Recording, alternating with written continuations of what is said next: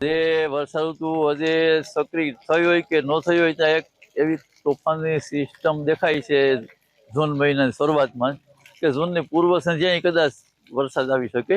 તો ઝૂનમાં 1 થી 5 તારીખની અંદર ખૂબ વરસાદ થાય અને વાવણી થાય અનુમાન છે. મારી જે આગાહી છે એ ગ્રહોના આધારે, એ પછી બદલી વાક્યો, પછી લાનીનો અલનીનો પ્રવાહો, આમના આધારે હું આગાહી કરું છું. હોળીના દિવસે જે વરસાદ થાય, કરા સાથે વરસાદ વરસ નબળું જાય. આ વર્ષે 7 દિવસ આગળ પાછળ હોવાથી, ખાલી છાંટા વરસાદ થયેલો હોવાથી વરસ સારું છે. અખાતના દિવસે પવન પણ સારો ગયેલો હોય છે.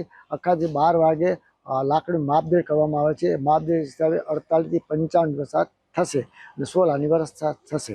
વર્ષા વિજ્ઞાનના પરિસંવાદમાં અંદાજે 35 થી 40 જેટલા આગાહીકારો સમગ્ર ગુજરાતમાંથી પધારેલા છે અને તેઓ વર્ષ દરમિયાન પોતે જે અવલોકનો કરેલા છે એ અવલોકનના આધારે આગામી ચોમાસું કેવું રહેશે તેની આગાહી કરશે.